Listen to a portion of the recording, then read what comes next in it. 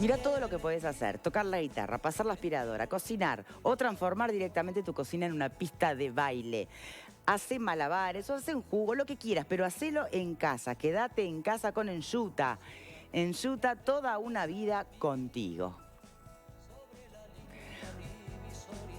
Muy bien, retomamos entonces. Pepe, me gustaría, porque fue muy cortita la Sí, intervención del no, es que pasado. hace minutos hablé con gente del Ministerio del Interior, con fuentes de esa cartera. Con respecto a No, la larga, percepción, larga. sí, no, la percepción que tenemos nosotros acerca de si hay menos policías, igual cantidad de policías, más policías, todo depende del barrio, de la mirada que tenga uno. Es cierto que con esta pandemia los traslados son más cortos. Yo por lo pronto vengo del canal, me voy a mi casa, hago mis trabajos periodísticos desde casa, pero no estoy tanto tiempo afuera, por lo tanto tengo una percepción un poco más acotada. Me dio la sensación que las 2 primeras semanas del mes de marzo era notoria la presencia policial en las calles, notoria.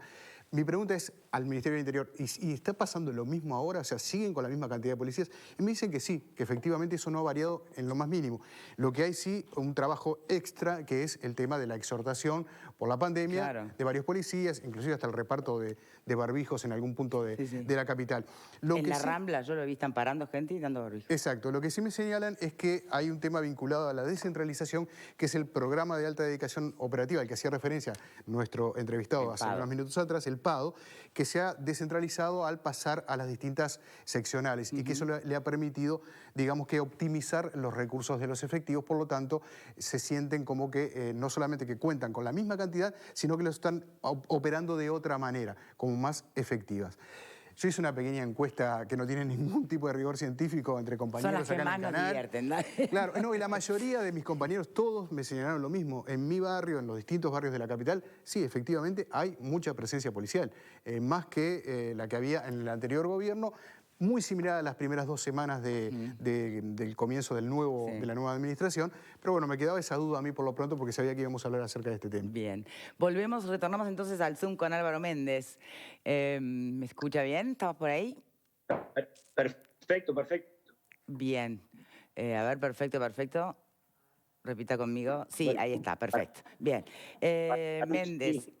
Méndez, en el bloque anterior, ante la pregunta que hacía Verónica sobre cómo se mide la efectividad, usted planteaba eficacia versus efectividad o como dos lecturas diferentes o en paralelo. A ver si entendimos bien. Hay como un resultado para medir el éxito de estos operativos que es intangible, o que no remite a una lectura inmediata, pero sí colateral, que aparecen delincuentes requeridos de otros lados, o que supone hasta siquiera un mensaje eh, significativo de volvemos a ganar terreno acá como autoridad. A eso voy con intangible. ¿Eso también Sí, forma parte sí, de la medición de un operativo? exactamente, es así. Yo creo que, primero y antes que nada, lo último que dijiste, volver a ganar terreno. No puede haber un Estado libre, democrático, republicano como el nuestro, lugares en que la autoridad no se pueda ejercer. Yo estoy convencido, creo que todos conmigo van a coincidir, es que no en todos los barrios que están estigmatizados, y me refiero que están estigmatizados y ahí con la carga que lleva esa palabra, viven delincuentes también estigmatizando con la palabra. Para nada. Es más, la gente que trabaja todos los días, que sale a trabajar, se siente totalmente coaccionada por esas personas que les cobran peaje, que no la dejan llegar a su casa, que tiene que ir la persona a acompañarla hasta la parada, papá, acompañar a un hijo a una parada del ómnibus y esperarlo, con el consiguiente peligro para ambos, Sí, sí, porque la clarísimo. seguridad es relativa, ¿no? ¿Verdad? Entonces, esa gente debe ser la primera que tengo que proteger. Es como ahora, me disculparán el paralelismo, no soy un especialista, cuando hablan de proteger primero a los más débiles, a los que no tienen, y ahí todo se está desarrollando ahora en la pandemia por el COVID-19. Esto es igual. Las personas que viven en esos barrios, que trabajan todos los días, son las personas que soportan peor que otras personas que pueden vivir en otro barrio de Montevideo, con rejas, con alarmas y con más seguridad, más tranquilas, y no debería ser así. Entonces, estos operativos ganan en primer lugar, como tú dijiste, o buscan, quiero decir, ganar terreno. O sea, que la policía, que la autoridad se cumpla en lo que dice, ni más ni menos. Todos que me conocen saben que yo siempre vuelvo a eso. El artículo 168 de la Constitución de la República, ¿no? Al presidente de la República, actuando con el Consejo de Ministros, en este caso con el ministro, le corresponde la seguridad y el orden y la paz en el interior. ¿Tá? O sea, que hay una sola autoridad que es la Policía Nacional. Entonces hay que ganar terreno. 2, no podemos, bajo ningún concepto, dejar que, como decía recién alguien del panel, la gente está aburrida. ¿Qué voy a ir a denunciar que me rompieron la ventana del auto y me llevaron esto? Pierdo más tiempo haciendo una denuncia. Los números muchas veces, y ahí comparto con la doctora, son mentirosos, sin ofensa. Quiero decir, no son reales. ¿Por qué? Porque hay mucha gente que ya no denuncia más. Me imagino que mucha gente que sufre lo que llama el despojo, mal llamado el arrebato, ese hurto con violencia en la calle, no debe ni denunciar, va y compra otro celular, no lo hace más. Entonces, no podemos dejar eso. Entonces, hay videocámaras, está todo el tema de seguridad, pero también tiene que haber georreferenciación, tiene que haber una política de decir, acá está la autoridad y hay que imponerla por los buenos que merecen que sean cuidados para que otros, no los voy a definir, no cometan delitos. Y si lo cometen, está este operativo. Bueno, ¿está requerido? Vamos. La moto está hurtada, ya está. Y de la manera como que vamos ganando, vuelvo a lo mismo, ese terreno. Yo lo que decía no es que, ¿por qué digo que no? Capaz que no es eficiente el operativo. Porque si uno se pone a pensar 180 policías en el operativo para recuperar 30 motos, capaz que no da la ecuación. Pero el tema no pasa por ahí. El tema pasa justamente por lo que decíamos antes. Es eficaz. 30 motos menos en la calle, de no sé cuántas se hurtan por día, porque no tengo acá una estadística de cuántas motos se hurtan, no importa.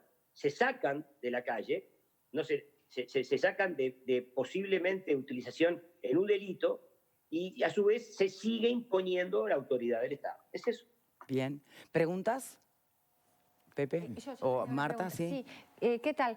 Una consulta. La policía sí tiene tenía al menos esa vivencia de que si actuaban, después terminaban declarando en los juzgados.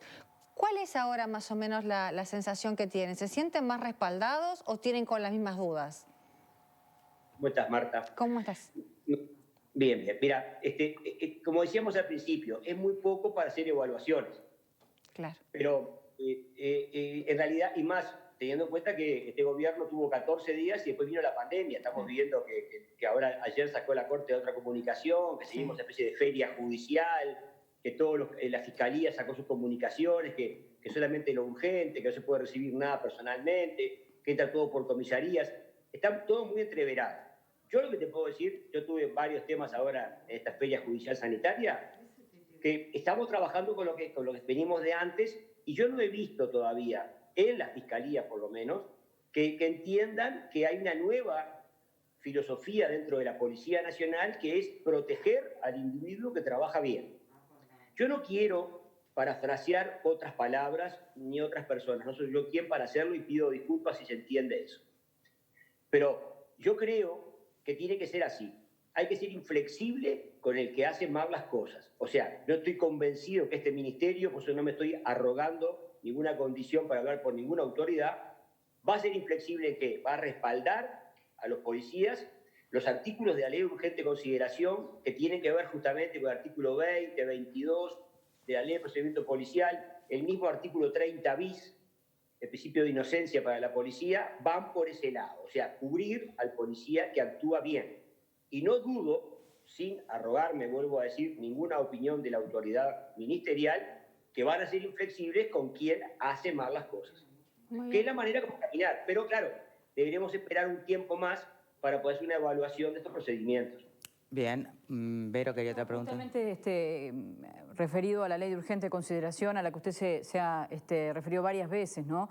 El resultado de un operativo de este tipo, en el caso de la eficiencia, ¿podría ser diferente si la policía tuviese otros recursos? ¿A qué se refiere concretamente en la operativa con esos artículos para quienes de repente no conocemos tanto desde el punto de vista del derecho? Voy. Con muchísimo gusto y me encanta la pregunta. Yo vengo diciendo de hace mucho tiempo, y me han escuchado hablar, que la ley está. La ley está. Lo que hay es que se cumpla y que a su vez haya un respaldo. Lo decía ya hace tiempo de esto, cuando hablábamos de el Código de Proceso Penal del 17, con aquella ley del año 18, que en el mensaje y proyecto de ley que enviaba el Poder Ejecutivo al Parlamento decía que requería realizar algún tipo de reforma en el Código porque en su operativa se notó que había un pequeño desfasaje entre la policía, la fiscalía y la justicia. ¿Y qué se hizo? Se agregaron 2 incisos al artículo 49 y uno al artículo 53, que lo que decía que la policía debía hacer lo que las leyes que estaban de mucho tiempo antes decían. A las pruebas me remito, hay que tomar la ley de agosto de 2018 y fijarse que dice eso. La policía deberá actuar, y decía, en el numeral primero, las fases de la actuación policial que están en el artículo 3 de la ley de procedimiento policial. Y el último inciso hablaba que la policía deberá cumplir con los cometidos previstos en la ley de procedimiento policial, ley tanto de 2008. No agregó nada. Pero yo decía, bueno, si bien no agrega, ayuda al accionar policial. Pero ¿qué no hay, por ejemplo? ¿Por qué digo yo esto? El artículo 173 del Código Penal que habla del desacato es un artículo que no responde a la realidad actual de la policía. Yo no he intervenido en un solo caso, en varios, en el cual el policía pasa a ser el formalizado porque se defiende de una agresión, porque el policía quiere detener un particular y le aparecen 20, 25 personas presionándolo, tirándolo piedras, con palos, y eso quedaba en agua de borrajas. Yo no voy a discutir con la justicia y tampoco con la fiscalía, cada uno lo suyo. Yo soy abogado independiente. Pero digo, requería un elemento, bueno, el artículo 173 bis del Código Penal, cuando habla ahora del arresto, de resistencia al arresto, y que le agrega al desacato, va a permitir que el policía pueda reaccionar frente a eso y que el juez no diga no tengo elementos. Por el principio de legalidad del artículo 1, yo entiendo la función de los jueces. Perfecto. Y en cuanto a la ley urgente consideración, en cuanto a los artículos de la ley del procedimiento policial, cuando habla del uso de la fuerza, habla justamente, por ejemplo, de armas. Y también lo damos en nuestros cursos. Nos referíamos al artículo 293 del Código Penal, que las armas son las propias y las impropias. Un pedazo de madera es un arma impropia y puede causar tanto o más daño que una pistola 9 milímetros, depende de cómo se utilice, en qué manera, en qué lugar. O sea que aquello de la proporcionalidad se reinterpreta o se resignifica. Muy bien, y la racionalidad también. Entonces, como se quería que eso se dijera, se va a decir a texto expreso. Porque el policía no puede salir a la calle, vuelvo a decir, el policía que actúa bien, el policía que actúa en el marco de un procedimiento regular. Siempre hago lo mismo, esa precisión no me quiero olvidar, tiene que estar respaldado, que no tenga que andar pensando, ¿saco el arma o no saco el arma? ¿Saco el arma y pierdo el empleo? ¿Voy preso? ¿Tengo familia? ¿O miro para el costado? Bien. Porque a veces, yo no quiero decir que no, porque ustedes lo saben tanto como yo, malos periodistas, que a veces escuchamos, hay un policía que no hizo nada, que no miró, y quién sabe que no miró. Bueno, ahora el policía va a tener instrumentos, además de obligacionales, funcionales, para proceder siempre en todo caso que vea un delito. Muy bien. Tenemos que despedirlo. Muchísimas gracias por su tiempo, de verdad, Álvaro Méndez. Ha sido un gusto para mí, como siempre. Que pasen bien. Muchas gracias, abogado penalista y docente, que nos brindaba su punto de vista, o un análisis sobre hasta qué punto se puede evaluar o no, qué aspectos se entiende van a favorecer lo que otrora era nuestra principal gran batalla, que hoy está obviamente empañada por otras batallas que tenemos que dar. Pepe. Sí, no, me quedé pensando que me hubiese gustado consultarle al doctor sobre los efectos que puede estar teniendo esta pandemia en la foto actual que tenemos del delito, con una inactividad muy grande, y estoy pensando en el narcotráfico fundamentalmente, inactividad muy grande a nivel portuario, aeroportuario, con un incremento de control en las fronteras muy intenso, además del control que ya había empezado, recuerdan ustedes, en las primeras semanas de esta nueva administración del Ejército y distintos efectivos coordinados por el Ministerio de Defensa a lo largo de toda la frontera. ¿Qué incidencia podía llegar a tener o que podría estar teniendo en esa foto actual del delito? Porque me parece que... Lo del ajuste de cuentas, creo que algún invitado antes lo mencionó, advirtió que quedan atrapados acá y peleando por el poco stock que va quedando.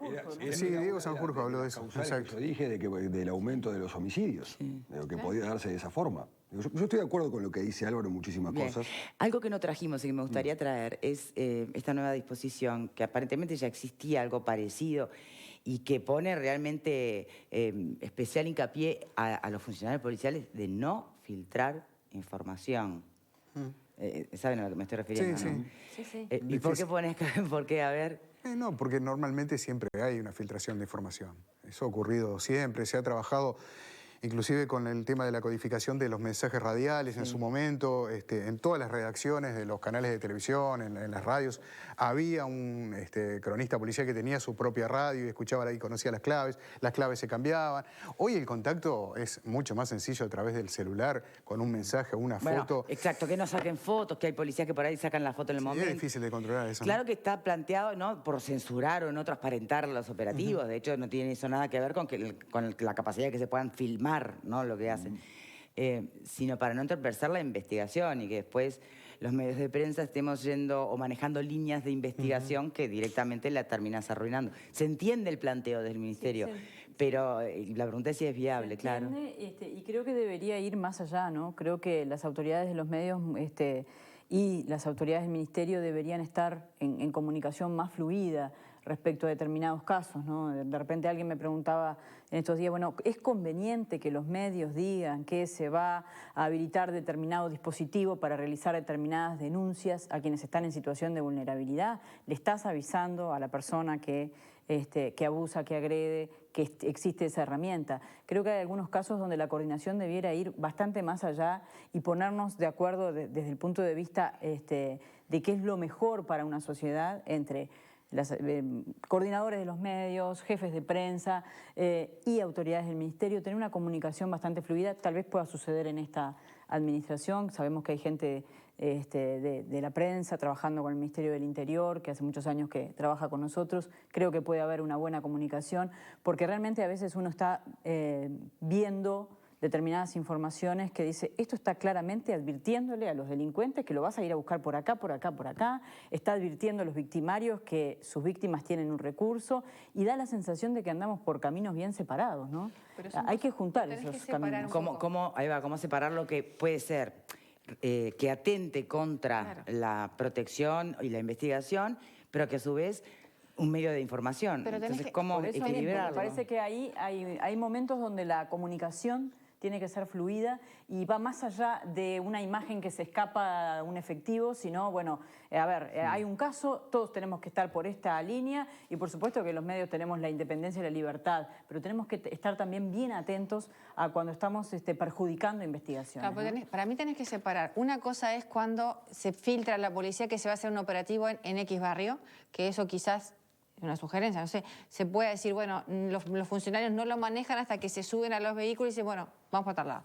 Que el recurso a una víctima, porque si tú no le haces publicidad, ni siquiera a la víctima le llega la información. Por eso muchas veces tenemos que plantearnos cuándo contribuimos y cuándo perjudicamos. Pero muchas veces sale de la policía ese aviso del operativo va a ser en tal lado y ¿qué pasa a nivel mediático? Rápidamente se da la información. Obviamente, Y ha sucedido que públicamente se advirtió, en una hora va a comenzar un operativo en tal lugar. Por eso no tendrían que tener los funcionarios. O algo bastante más sencillo, de repente cuando se filtra un parte policial reservado, donde dice quién es el indagado, la dirección, etcétera, etcétera, y de pronto también te dice luego en el parte quién es el testigo, la dirección, el número del celular del testigo y demás.